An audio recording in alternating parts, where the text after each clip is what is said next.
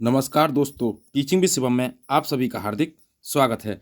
CTET 2024 पर्यावरण अध्ययन अति महत्वपूर्ण कंटेंट के साथ आइए देखते हैं। तो वीडियो को बिल्कुल भी स्किप ना करें। सीटेट एग्जाम के लिए बहुत ही महत्वपूर्ण क्लास होने वाली है।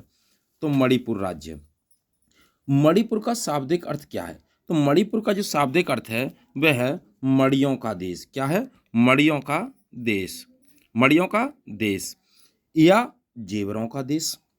मणिपुर की सीमाएं किस किस से लगती हैं? तो नागालैंड, असम, म्यांमार और मिजोरम से लगती हैं। लोकटक झील, लोकटक झील यहाँ का मुख्य जल स्रोत है। तो भाई लोकटक झील कहाँ का मुख्य स्रोत है? भाई जल का जो स्रोत है वो मणिपुर राज्य का है, जिसके कारण इम्फाल घाटी आज भी चावल का कटोरा बनी हुई है। तो इम्फाल की जो घाटी है वो क्या है? चावल का कटोरा है। बिष्णुपुर जिले में स्थित लोकटक झील को उसके तैरते दलदल यानी हुमड़ियों के लिए जाना जाता है। मणिपुर राज्य का पुष्प जो है वो है सिरोए कमलिनी। क्या है? सिरोए कमलिनी। आइए नेक्स्ट आगे देखते हैं। यह राज्य बांस के उत्पादों का सबसे बड़ा उत्पादक है। बांस के उत्पादों का सबसे बड़ा उत्पादक है। मणिपुर में बांस की लकड़ी व उल्लू की आकृति को उकेरा जाता है। यानी कि मणिपुर में जो बांस की लकड़ी होती है, लकड़ी पर उल्लू की आकृति को क्या करते हैं? उकेरते हैं। उल्लू की आकृति को उकेरा जाता है। मणिपुर का राजकीय पशु की बात करें तो संगाई है। क्या है? संगाई है। ये हिरण केवल लोकटक झील के केवल लामजाओ नामक तैरते हुए द्वीप पर पाया जाता है। जो विश्व का पहला और एकमात्र तैरता हुआ राष्ट्रीय उद्यान है कौन? केवल लामजाओ। मणिपुर में निंगथौपी राजाओं का पारंपरिक परिधान है। मणिपुर में जोंफाई सैनिकों का पारंपरिक परिधान है। नेक्स्ट अगला राज्य है, अगला है उत्तराखंड। उत्तराखंड को देवभूमि के नाम से जाना जाता है, जिसकी अंतर्राष्ट्रीय सीमा किसके से लगती हैं भाई? तो चीन, तिब्बत और नेपाल से जुड़ती हैं। इसके उत्तर पश्चिम में हिमाचल प्रदेश और दक्षिण में उत्तर प्रदेश है। गंगा और यमुना नदियों का उद्गम स्थल उत्तराखंड में ही है। उत्तराखंड राज्य जो है वो पशु पर्वतीय कस्तूरी मृग, राज्य पक्षी हिमालयी मोनल तथा राज्य वृक्ष बुरांस रोडोडेंड्रोन हैं। यहाँ पर क्या है? वृक्ष जो है बुरांस या रोडोडेंड्रोन है। नेक्स्ट अगला है, अब हम बात करते हैं भाई पारंपरिक रूप से उत्तराखंड की महिलाओं का जो पहनावा है वो कैसा पहनावा है? तो पहनावा यहाँ की जो महिलाओं का है वो है घाघरा, पिछौरा या सारोंग। घाघरा, पिछौरा और सारोंग और धातु, स्कार्फ तथा चूबा आदि है। उत्तराखंड में पहाड़ों के बीच में एक ऐसी जगह है जहाँ फूल ही फूल होते हैं। ये फूलों की घाटी कहलाती है। क्या कहलाती है? फूलों की घाटी कहलाती है। उत्तराखंड के ऋषिकेश को विश्व की योग राजधानी कहा जाता है। तो विश्व की योग राजधानी किसे कहा जाता है? ऋषिकेश को कहा जाता है। 1999 से ऋषिकेश में अंतर्राष्ट्रीय योग उत्सव का आयोजन हर साल मार्च के महीने में किया जा रहा है। नेक्स्ट अगला है गोलकुंडा फोर्ट, गोलकुंडा किला। तो गोलकुंडा किला कहाँ पर है? तो गोलकुंडा फोर्ट जो है वो हैदराबाद में है। कहाँ पर है? हैदराबाद में है। दीवार का भाग एक गोलाकार शेप में है, जिसे बेसन्स या बुर्ज कहते हैं। गोलकुंडा की बाहरी दीवारों पर 87 बुर्ज हैं। कितने हैं? 87 बुर्ज हैं। कुतुब शाही सुल्तानों ने गोलकुंडा में 1518 से 1687 ईस्वी तक शासन किया था। इससे पहले 1200 ईस्वी में गोलकुंडा किला मिट्टी का बना हुआ था। ऊंची और गोल दीवारें दूर तक देखने में मदद करती थीं, जिससे आक्रमण का पता चल जाता था। औरंगजेब यहाँ आक्रमण करने आया था पर असफल रहा। जो औरंगजेब था वो गोलकुंडा किला पर आक्रमण करने के लिए आया था, लेकिन क्या रहा? असफल रहा। नेक्स्ट अगला है, लगभग 8 महीने तक किले के बाहर अपनी सेना के साथ रहा। किले के चारों तरफ खाई थी। किले के चारों ओर क्या थी? वो गोलकुंडा जो किला था हैदराबाद में, उसके चारों ओर क्या थी? खाई थी, जिस वजह से आक्रमण नहीं कर पाया। उस समय कांसे की बंदूकें बनती थीं। तो उस समय बंदूकें किससे बनती थीं? ब्रॉन्ज यानी कि कांसे की बनती थीं। हजारों सालों से घुमंतु वर्ग कांसे से चीजें बनाते आ रहे हैं। कांसे, तांबे और टिन की मिश्र धातु है। तो कांसा किससे बनता है? तांबा और टिन की क्या है? मिश्र धातु है। सुल्तान अबुल हसन संगीत और कुचिपुड़ी डांस का शौकीन था। तो सुल्तान जो था वो अबुल हसन संगीत और कुचिपुड़ी लोक नृत्य जो है कुचिपुड़ी उसका शौकीन था। आइए नेक्स्ट अगला है, रेल टिकट में लिखी जानकारी। तो फिर रेल टिकट में क्या क्या जानकारी लिखी होती है? श्रेणी होती है, ट्रेन का नंबर होता है, ट्रेन का नाम होता है, सफ़र शुरू होने की तारीख तथा समय होता है, गंतव्य स्थान तक पहुंचने की तारीख तथा समय होता है, टिकट प्रारंभ होने का, टिकट समाप्त होने का स्थान, बर्थ का नंबर, किराया और कुल दूरी। इतनी जानकारी होती है भाई रेल टिकट की। रेल टिकट की ये आपको याद रखना है भाई, पूछेगा कौन सी जानकारी नहीं होती है, ये सब के सब आपको याद होंगे, तब आप सीटेट में कर पाएंगे इस क्वेश्चन के लिए। आइए आगे देखते हैं। अगला है दांडी यात्रा। तो दांडी यात्रा जी है महात्मा गांधी जी। अब महात्मा गांधी जी की बात करें भाई, सन 1930 में अंग्रेजों ने भारत के आम लोगों को नमक बनाने पर पाबंदी लगा दी थी, जिस कारण गांधी जी ने दांडी यात्रा शुरू की। गांधी जी का कहना था, जो चीज़ हमें कुदरत ने दी है उसे बनाने पर बंदिश कैसी भाई। उन्होंने लोगों के साथ मिलकर अहमदाबाद से दांडी के समुद्र तट तक एक लंबी यात्रा की और इस गलत कानून को तोड़ा। आइए नेक्स्ट आगे देखते हैं। अगला है भाई डॉक्टर बिंदेश्वर पाठक। तो ये है भाई डॉक्टर बिंदेश्वर पाठक, आप इमेज में देख पा रहे होंगे। सुलभ अंतर्राष्ट्रीय के संस्थापक डॉक्टर बिंदेश्वर पाठक हैं। उन्होंने सुलभ स्वच्छता और सामाजिक सुधार आंदोलन की स्थापना की, जो एक राष्ट्रव्यापी स्वच्छता आंदोलन है। उनके योगदान से लाखों गरीबों के जीवन में सुधार हुआ है, जो मैनुअल मेला ढोने के काम में लगे हुए थे या शौचालय का खर्च उठा नहीं सकते थे। उन्होंने सन 1970 में सुलभ इंटरनेशनल की स्थापना की। सुलभ इंटरनेशनल मुख्यतः मानव अधिकार, पर्यावरणीय स्वच्छता, ऊर्जा के गैर पारंपरिक स्रोतों और आइए आगे देखते हैं। यह भी चमकता सितारा। चमकता सितारा कौन? Suryamani, girl star. सूर्यमणि एक चमकता सितारा, इन्हें जाना जाता है गर्ल स्टार के नाम से। चमकते सितारे उन साधारण लड़कियों की असाधारण कहानियां हैं जिन्होंने स्कूल जाकर अपनी जिंदगी बदली थी। आइए नेक्स्ट आगे देखते हैं। कर्णम मल्लेश्वरी, ये है भाई कर्णम मल्लेश्वरी, वेट लिफ्टर के नाम से जाना जाता है। ये एक वेट लिफ्टर हैं, भारोत्तोलक, आंध्र प्रदेश की रहने वाली हैं। यह 130 किलोग्राम तक का भार उठा लेती हैं। भारत के बाहर इन्होंने 29 मेडल जीते हैं। ओलंपिक पदक जीतने वाली पहली भारतीय महिला कौन है? कर्णम मल्लेश्वरी थी, जिन्होंने वेट लिफ्टिंग में महिला 69 किलोग्राम वर्ग में ग्रीस ओलंपिक्स 2000 सिडनी में कांस्य पदक जीता था। आइए नेक्स्ट आगे देखते हैं। यह है भाई lieutenant commander Waheeda prism, image में देख पा रहे होंगे। आइए देखते हैं इनकी कहानी क्या है। ये भारतीय नौसेना में डॉक्टर हैं। ये भारतीय जो नौसेना है उसमें क्या है, डॉक्टर, और नौसेना के समुद्री जहाज पर काम करने वाली गिनी चुनी महिलाओं में से एक हैं। ये पहली महिला हैं जिन्होंने एक पूरी परेड की कमान संभाली। किसी भी सेना में ये बहुत बड़ी बात मानी जाती है। आइए आगे देखते हैं। अब आगे की बात की जाए, इनका गांव जो है वो थान मंडी है, जो जम्मू कश्मीर के राजौरी जिले में है। नौसेना के जहाज में जब परेड होती थी तो पीछे 4 टुकड़ियाँ चलती थीं। इस पूरी परेड में 36 निर्देश देने होते थे। निर्देश इतनी जोर से देने होते थे कि सबसे पीछे वाली टुकड़ी के लोग भी सुन पाएं। देखने वाले तब भी आवाज़ सुने जो मैदान के दूसरी तरफ बैठते हैं। वहीदा प्रिज्म, इनके नाम में जो प्रिज्म जुड़ा है उसका अर्थ होता है ऐसा कांच जो 7 रंग दिखाता है। ऐसा कांच जो 7 रंग दिखाता है। अगला है भाई कल्पना चावला। कल्पना चावला, ये है इमेज में देख रहे हैं आप, कल्पना चावला। ये भारतीय मूल की अमेरिकी अंतरिक्ष यात्री थी। ये भारत की पहली महिला अंतरिक्ष यात्री थी। इनका जन्म 17 मार्च 1962 करनाल हरियाणा में हुआ था। 1988 में कल्पना चावला ने नासा के एम्स रिसर्च सेंटर ने अपने व्यावसायिक जीवन की शुरुआत की। 1995 में ये नासा की अंतरिक्ष यात्री कोर में शामिल हुई। आइए नेक्स्ट आगे।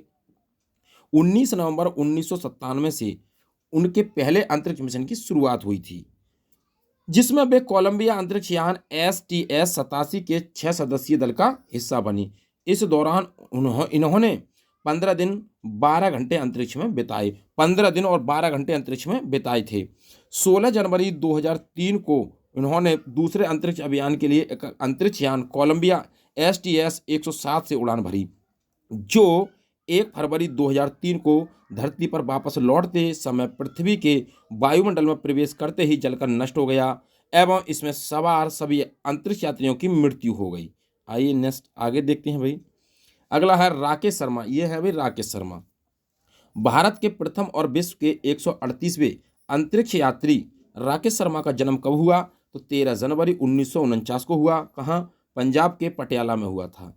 वह 3 अप्रैल 1984 को सोवियत संघ के अंतरिक्ष यान जोयुज T-11 से अंतरिक्ष के लिए रवाना हुए थे।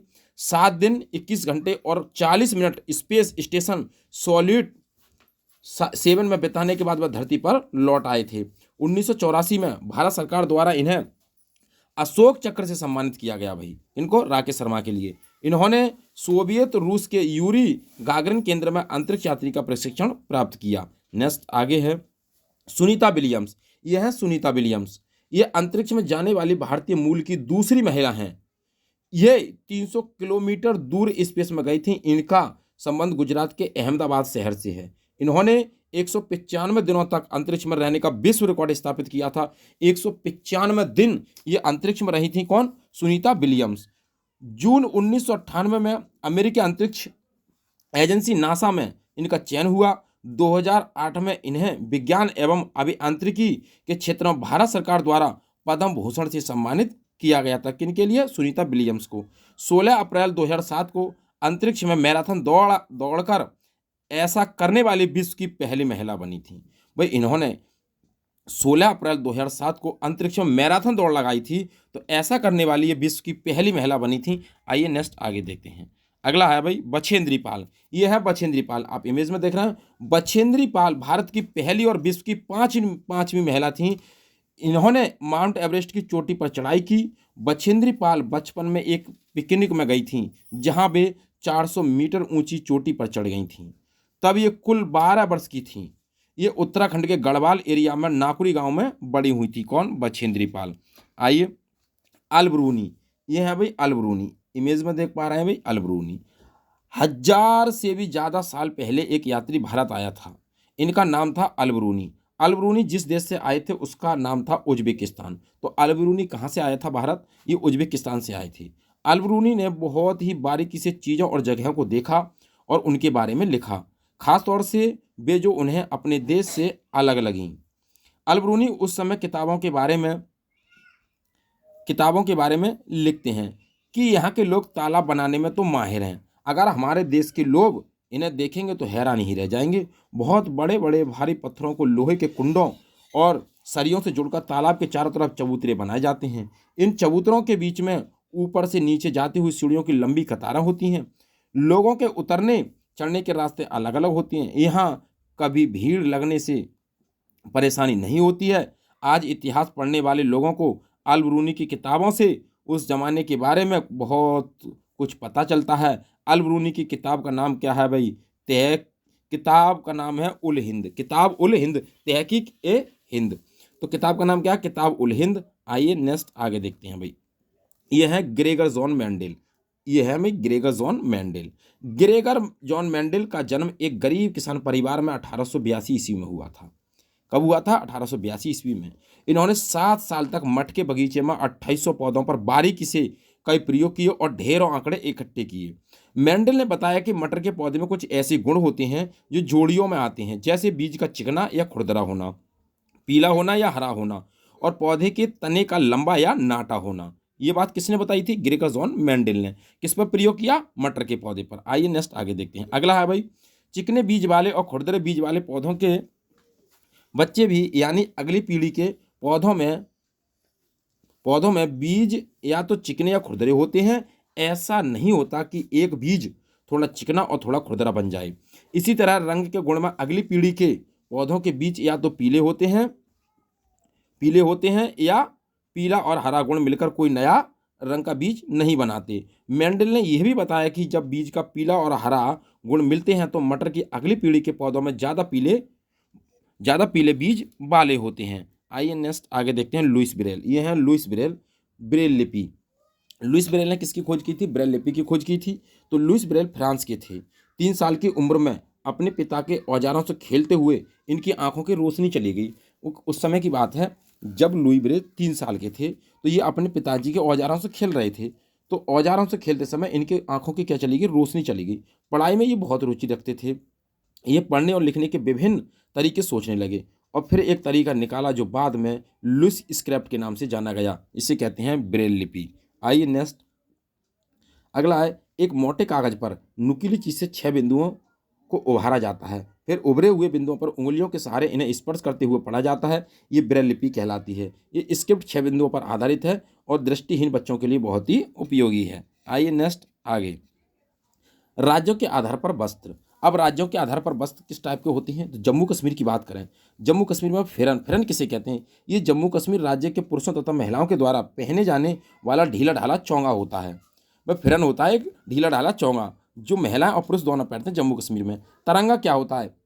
जम्मू कश्मीर राज्य के महिलाओं द्वारा सिर पर पहने जाने वाला वस्त्र होता है तिरंगा। बुर्गा क्या होता है? बुर्गा ये जम्मू कश्मीर राज्य की महिलाओं का वस्त्र होता है बुर्गा। नेक्स्ट आगे देखते हैं। लद्दाख। गोचा क्या होता है? गोचा, गोचा एक वस्त्र है जो भेड़ की खाल से बना होता है, जिसे लद्दाख के पुरुष गले में पहनते हैं। कुंटोक क्या होता है भाई? कुंटोक लद्दाख की महिलाओं का वस्त्र है। कुंटोक क्या? लद्दाख की महिलाओं का वस्त्र है। आगे हिमाचल प्रदेश। लोनचारी, लोनचारी क्या है? ये हिमाचल प्रदेश की महिलाओं का एक वस्त्र है। सुथान ये एक प्रकार का पुरुषों का पायजामा है। सुथान जो सूती का बना होता है।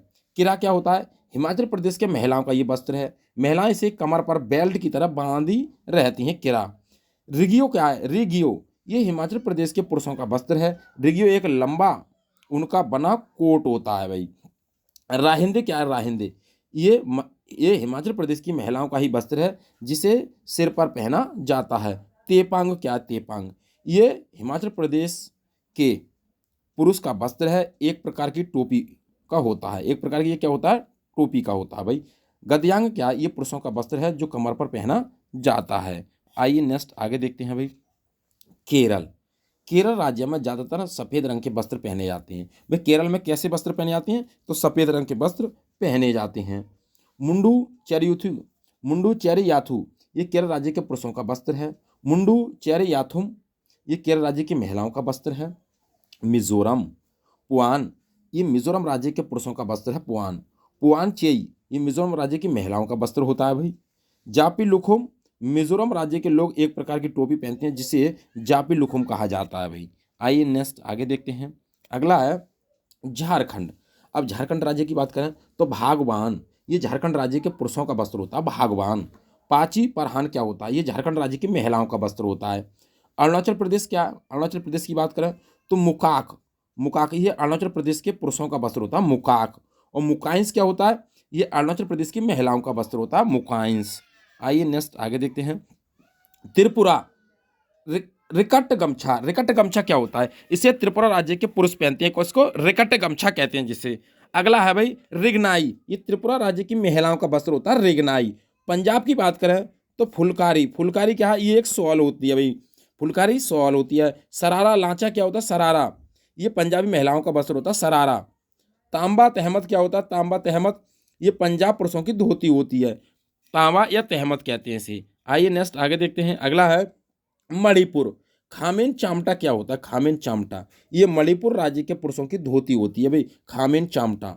फैनिक क्या है? ये महिलाओं का वस्त्र होता है। सिक्किम। थोकरोडूम, थोकरोडूम क्या है? ये सिक्किम राज्य के पुरुष का वस्त्र होता है। डुमडुम, डुमडुम क्या है भाई? ये सिक्किम राज्य की महिलाओं का वस्त्र होता है। गुजरात, गुजरात की बात करें भाई कफानी फरहान, कफानी फरहान क्या होता है? ये गुजरात के पुरुषों का वस्त्र होता है कफानी फरहान। कांजरी आबा, कांजरी आबा क्या है? ये गुजरात की महिलाओं का वस्त्र होता है कांजरी आबा। नेक्स्ट अगला है परिवार। अब परिवार की बात करें भाई एकल परिवार। एकल परिवार में माँ बाप और उनके बच्चे होते हैं, जबकि संयुक्त परिवार में दादा दादी, चाचा बुआ, माँ बाप और बच्चे होते हैं, या नाना नानी, मामा मामी, मौसी, माँ बाप, बच्चे होते हैं संयुक्त परिवार में। एकल परिवार में कौन कौन लोग होते हैं भाई? केवल माँ बाप और उनके बच्चे यानी कि अविवाहित बच्चे।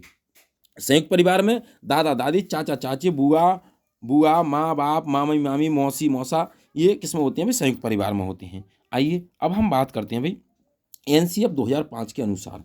एनसीएफ 2005 के अनुसार कक्षा 3 से 5 तक के पर्यावरण अध्ययन को 6 थीमों में बांटा गया। कितनी थीमों में बांटा गया?